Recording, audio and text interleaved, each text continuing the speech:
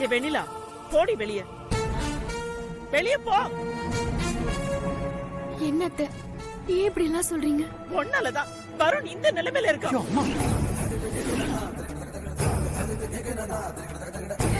நான் என்னத்த பண்ண? அவனுக்கு மூச்சு திணறல் ஏற்பட்டுச்சுன்னா டாக்டரை கூப்பிடாம உன்னை யாரடி மாத்திரையை கொடுக்க சொன்னது? டாக்டர் தான் அந்த மாதிரி ஆச்சுன்னா அந்த மாத்திரையை கொடுக்க சொன்னாரு. உனக்கு தான் எந்த மாத்திரைன்னு தெரியலையே. அப்ப நீ டாக்டரை தானே கூப்பிட்டுருக்கணும்.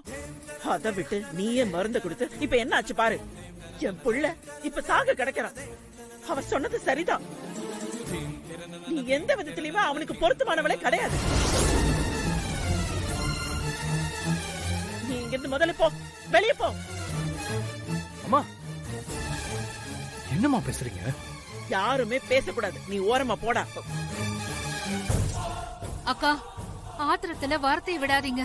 நான் ஆத்திரத்துல பேசல, ஆதங்கத்துல பேசுறேன். நம்மள ஆதங்கத்துல பேசுறேன். என் பிள்ளை அங்க எப்படி கிடக்குறான்னு பார்த்தல. அவனோட இந்த நிலைமைக்கு யார் காரணம்? இவதானே? அக்கா, அவ என்னக்கா பண்ணா? அவ ஏதோ பதட்டத்துல பண்ணிட்டாக்கா. பதட்டத்துல என்ன பண்றோன்னு தெரியாதா? என் பிள்ளைக்கு மட்டும் ஏதாவது ஆச்சு, நான் இவளை சும்மாவே விட மாட்டேன். அந்த வீணா போன சாராவை கல்யாணம் பண்ணி வச்சிருந்தா கூட நம்ம வருண் இப்ப நல்லா இருந்திருப்பான். இவளை கட்டி வச்சு இன்னைக்கு அவன் உயிருக்கு போராடிக்கிட்டு இருக்கான். அவ சொன்னது கரெக்ட் தான். இவளால அவனுக்கு என்னைக்குமே நிம்மதி கிடைக்க போறது இல்ல. நாமளும் நம்ம குடும்பத்தோட மானம் அது இதுன்னு யோசிச்சு யோசிச்சு அவன் வாழ்க்கையை நாசம் பண்ணிட்டோம். நம்மள இப்ப பாரு, அவன் உயிருக்கு போராடிக்கிட்டு இருக்கான். அம்மா, சும்மா வாய்க்கு வந்தபடி எல்லாம் பேசிட்டு இருக்காதீங்கம்மா. அருண் இன்னைக்கு இந்த நிலைமையில இருக்கானா அது காரணமே வெண்ணிலாதாம்மா. நாங்க யாருமே இல்லாதப்ப வெண்ணிலாதாம்மா அவனை கஷ்டப்பட்டு ஹாஸ்பிட்டல்ல சேர்த்திருக்கா.